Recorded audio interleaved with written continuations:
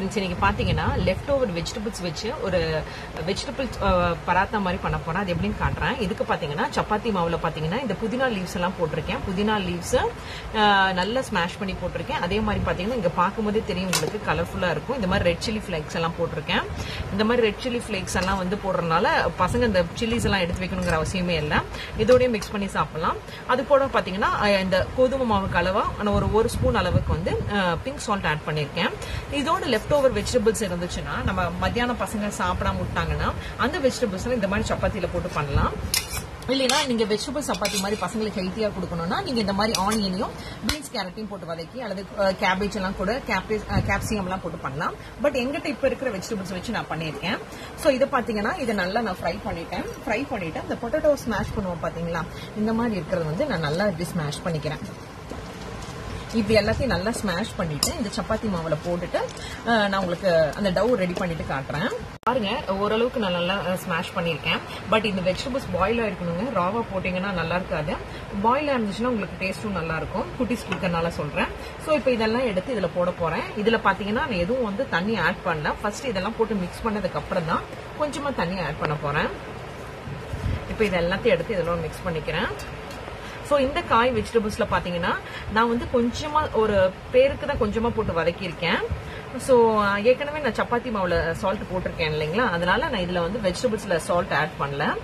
இது வந்து என்னோட லெஃப்ட் ஓவர் வெஜிடபிள்ஸ் இல்ல, இந்த சப்பாத்திக்காகவே நான் பண்ண வெஜிடபிள் ஸ்டஃப் இது.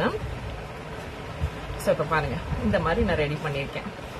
ஏன்னா இந்த காயில் இருக்கிற தண்ணி எல்லாம் இருக்கும் இல்லைங்களா, அதனால நான் வந்து இதுல எதுவும் நான் ஆட் பண்ணல. ஸோ இதுல பாத்தீங்கன்னா நான் எந்த மசாலா ஐட்டமும் ஆட் பண்ணல. வெறும் புதினாவும் ஆனியன் தென் வெஜிடபிள்ஸ் மட்டும் தான் போட்டிருக்கேன். தென் சால்ட் தென் ஆஸ் யூஷுவல் வீட் ஃபிளார். ஸோ இதெல்லாம் தான் போட்டிருக்கேன். இப்ப பாருங்க, இப்ப இதெல்லாம் போட்டு நல்லா மிக்ஸ் பண்ணிட்டேன். காரத்துக்கு ரெட் சில்லி போட்டிருக்கேன். ஸோ இப்ப இதெல்லாம் போட்டு மிக்ஸ் பண்ணதுக்கு அப்புறம் தேவையான அளவு தண்ணிங்க. இப்ப பாத்தீங்கன்னா இந்த மாதிரி ஒரு லஸ்ஸி கிளாஸ் அளவுல கொஞ்சமா தண்ணி எடுத்துக்கிறேன். இதுக்கு எவ்வளவு தண்ணி கரெக்டான அளவுங்கிறதையும் நான் சொல்றேன் உங்களுக்கு. இது கிட்டத்தட்ட பாத்தீங்கன்னா ஒரு 3 கரண்டி மாவு போட்டிருக்கேன். ஸோ இப்போ இதெல்லாத்தையும் போட்டு நல்லா மிக்ஸ் பண்ணிக்கோங்க. அங்கங்க வேற செதறுக்கு வீடியோ எடுக்கும்போது. ஸோ கலர்ஃபுல்லா இருக்கும் உங்களுக்கு பாக்குறதுக்கே. வீட்டுல குட்டீஸ் எல்லாம் இருந்துச்சுன்னா இந்த மாதிரி கலர்ஃபுல்லா பண்ணி கொடுத்தா அவங்களுக்கு விரும்பி சாப்பிடுவாங்க. உப்பு மட்டும் கரெக்டா பாத்துக்கோங்க. இதுக்கு நீங்க மேல இது வந்து ரைத்தா மாதிரி கூட பண்ணி சாப்பிடலாம், சூப்பரா இருக்கும். ஸோ இந்த மாதிரி பண்ணி கொடுத்தா கலர்ஃபுல்லா இருக்குன்னு கண்டிப்பா குட்டீஸும் என்ஜாய் பண்ணி சாப்பிடுவாங்க. தண்ணி அளவு மட்டும் உங்களுக்கு கரெக்டா எக்ஸாக்டா சொல்றேன். இதை மிக்ஸ் பண்ணிட்டு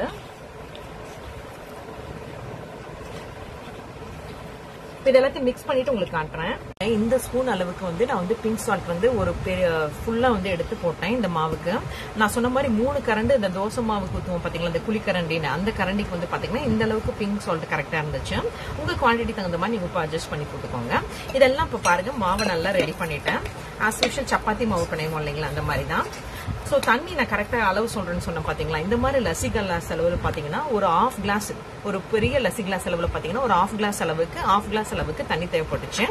ஸோ இப்போ இந்த மாவு ரெடி பண்ணி வச்சோன்னே ஆஸ் யூஷுவல் இது ட்ரை ஆகாம இருக்கிறதுக்கு சப்பாத்தி மாவுக்கு மேல லைட்டா எண்ணெய் ஊற்றுவோம் இல்லைங்களா, அந்த மாதிரி இதுக்கும் நான் எண்ணெய் ஊத்துறேன். ஸோ இது எண்ணெய் ஊற்றி நல்லா இது ஒரு ½ hour to 1 hour நல்லா சோக் பண்ணி வச்சுட்டு, இல்ல சோக் பண்ண கூட அவசியம் இல்லை, ஏன்னா நம்ம பாயில் பண்றோம்ல, பாயில் பண்ணி தானே வச்சிருக்கோம். ஸோ அதெல்லாம் நீங்க உடனே கூட போடலாம். இல்லைன்னா ஒரு மினிமம் ஒரு 10 நிமிஷம் ஊற வச்சீங்கன்னா கூட போதும். நல்லா அந்த உப்பு அந்த காரம் எல்லாம் நல்லா மிக்ஸ் ஆயிடுக்கும். ஸோ இந்த அளவுக்கு என்னோட டஃப் ரெடி ஆயிடுச்சு. இதை சப்பாத்தி நான் எப்படி பண்றேங்கிறது, ரோல் பண்ணி பண்றேங்கிறதையும் உங்களுக்கு காட்டுறேன். சின்னதா ரோல் பண்ணி வச்சிருக்கேன். இதை வந்து ஒரு இந்த மைதா மாவுல வந்து லைட்டா வந்து டிப் பண்ணிக்கிறேன். டிப் பண்ணா தான் அது வந்து அது ஒட்டாம வரும். ஸோ அதனால இப்படி நல்லா ரோல் பண்ணிட்டு ஆஸ் யூஷுவல் நம்ம சப்பாத்தி தேய்ப்போம் இல்லையா பாத்தீங்களா, அந்த சப்பாத்தி ரோலை வச்சு நான் தேய்க்க போறேன். இந்த சப்பாத்தி ரோல் அழகா இருக்குல்ல, இது பாருங்க தின்னா பிளாட்டா இருக்கு. இது பாத்தீங்கன்னா நான் இதுல வாங்கினேன், ஹோம் சென்டர்ல வாங்கினேன். ரொம்ப பிடிச்சிருந்துச்சு, தின்னா இருந்துச்சு சப்பாத்தி மேக் பண்ற இது ரொம்ப அழகா இருந்துச்சுன்னு வாங்கினேன். இதோட பிரைஸ் என்ன வேணும்னா மறக்காம கமெண்ட் செக்ஷன்ல கேளுங்க, நான் கமெண்ட்ல சொல்றேன். வாங்க இது எப்படி பண்றேங்கிறத காட்டுறேன். கண்டினியூ பண்ணலாம்.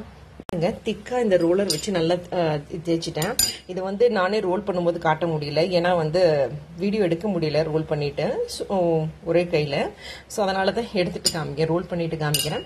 ஸோ இந்த அளவுக்கு வந்து பாத்தீங்கன்னா நல்லா வந்து திக் பண்ணி எடுத்து வச்சிருக்கேன். இந்த அளவுக்கு இருக்கும். இப்போ வந்து சப்பாத்தி கல்ல போட்டு காமிக்கிறேன் உங்களுக்கு எப்படின்னு. சப்பாத்தி கல்ல போட்டுட்டேன், நல்லா சூடா இருக்கும். அந்த கல்லுல போட்டுட்டு இது நான் வந்து ஆஸ் யூஷுவல் எண்ணெய் ஊத்துறேன். உங்களுக்கு வேணும்னா நெய் ஊத்திக்கலாம். பட் நெய் ஊத்துனா லஞ்சுக்கு எடுத்துட்டு போறதுக்கு நல்லா இருக்காது. ஸோ அதனால நான் எண்ணெயை தான் ப்ரிஃபர் பண்ணுவேன். ஸோ இதை போட்டுட்டு ஆஸ் யூஷுவல் நம்ம சப்பாத்தி நல்லா வெந்ததுக்கு அப்புறம் திருப்பி எடுப்போங்களே ரெண்டு சைடும், அந்த மாதிரி திருப்பி எடுத்துட்டு நான் உங்களுக்கு காட்டுறேன். ஒரு பிளேட்ல வச்சும் காட்டுறேன். பாருங்க, சூப்பரா ரெடி ஆயிடுச்சு என்னோட இந்த வெஜிடபிள் பராத்தா. இப்ப பாருங்களேன், ஒரு சைடு திருப்பி போடும்போது காட்ட முடியல, ஏன்னா வேலைக்கு போற அவசரத்துல தான். சோ இப்ப பாருங்க, இது சூப்பரா வெந்து ரெடி ஆயிடுச்சு. இப்போ ஒரு பிளேட்ல வச்சு நான் டேஸ்ட் பண்ண போறேன், அது உங்களுக்கு காட்டுறேன். ஆஸ் யூஷுவல் பிளேட்ல வச்சுட்டேன். நான் சொன்ன மாதிரி இதுக்கு நீங்க ரைத்தா குழச்சிக்கலாம், ரைத்தால பூந்தி போட்டும் சாப்பிடலாம், செம்மையா இருக்கும். அதுதான் இதுக்கு சரியான காம்பினேஷன் சொல்லுவேன் இந்த வெஜிடபிள் பராத்தாக்கு. இப்போ வாங்க சுட சுட அதை நான் டேஸ்ட் பண்ணி பாக்குறேன் எப்படி இருக்குன்னு.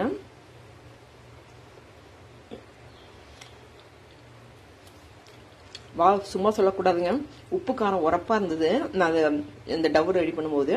பட் இப்ப கரெக்டா கச்சிதமா இருக்கு. நீங்களும் இதை ட்ரை பண்ணி பாருங்க ஃப்ரெண்ட்ஸ். தேங்க்யூ.